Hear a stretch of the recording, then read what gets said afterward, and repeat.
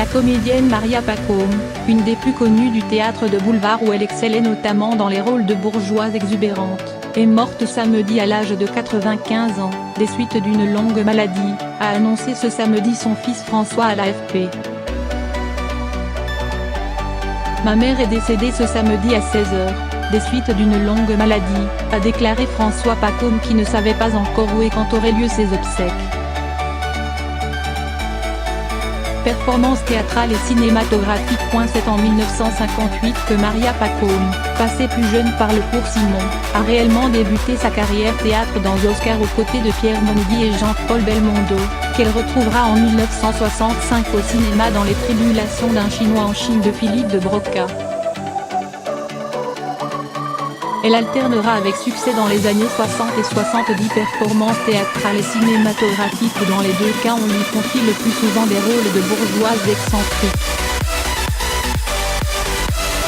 N'écoutez pas, mesdames 1962, Sa femme nous trompe 1965 et 1967, Les grosses têtes 1969, Le noir te va si bien 1972, Joyeuse Pâques 1980, ou sa réputation sur les planches.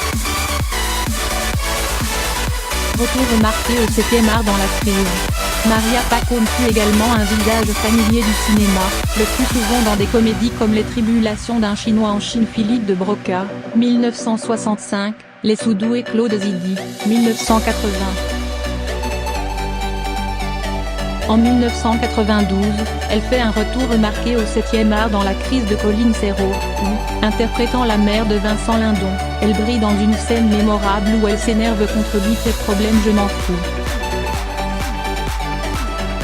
Un dialogue devenu culte qui immortalise également une voix désormais reconnaissable entre mille. Ce rôle lui avait valu une nomination au César pour le meilleur second rôle féminin en 1993. Plus récemment, en 2011, elle avait prêté sa voix à la mémé de Titoff dans l'adaptation de la bande dessinée sur grand écran.